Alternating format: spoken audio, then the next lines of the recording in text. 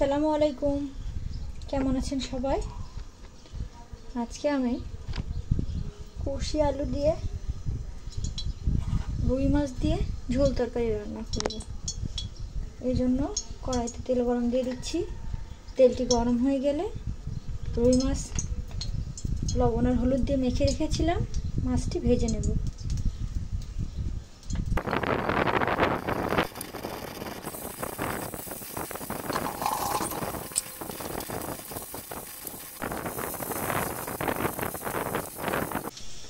মাছ ভাজি ভাজি হয়ে গেছে।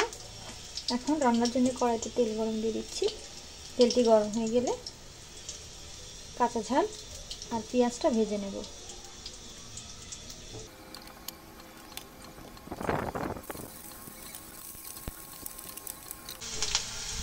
পেঁয়াজ ভাজি ভাজি হয়ে গেছে। এখন দিয়ে দেবো সামান্য পরিমাণ পানি।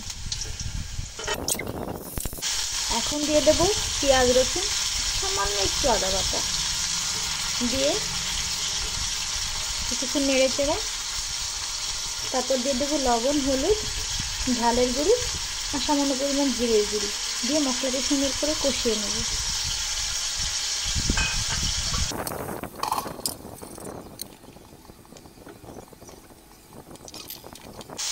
মশলা সুন্দর করে কষাই হয়ে গিয়েছে। এখন দিয়ে দেবো কুচি আর আলু দিয়ে একসঙ্গে এই মশলার সঙ্গে সুন্দর করে কষিয়ে নেব।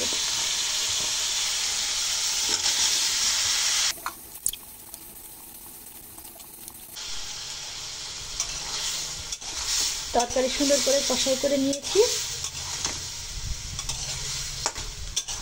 এখন মাছটা দিয়ে কিছুক্ষণ নেড়ে চেড়ে ঝোলের পানি দিয়ে দেবো।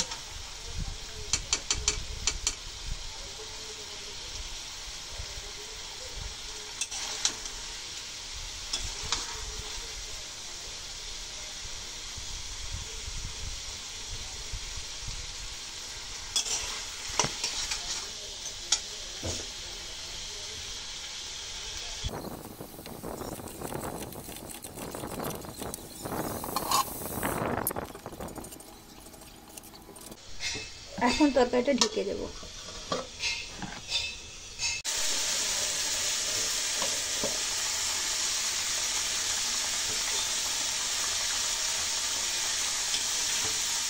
তরকারিটা উতলিয়ে গেছে।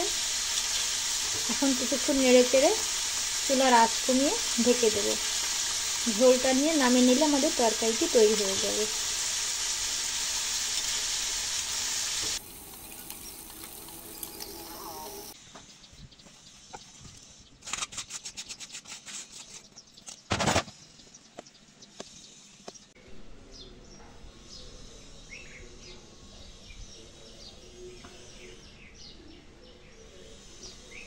দেখুন তৈরি হয়ে গেছে সুস্বাদু মজাদার তরকারিটি।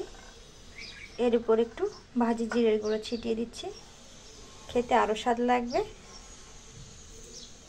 এটা দেখতে দারুণ, খেতে অনেক চমৎকার।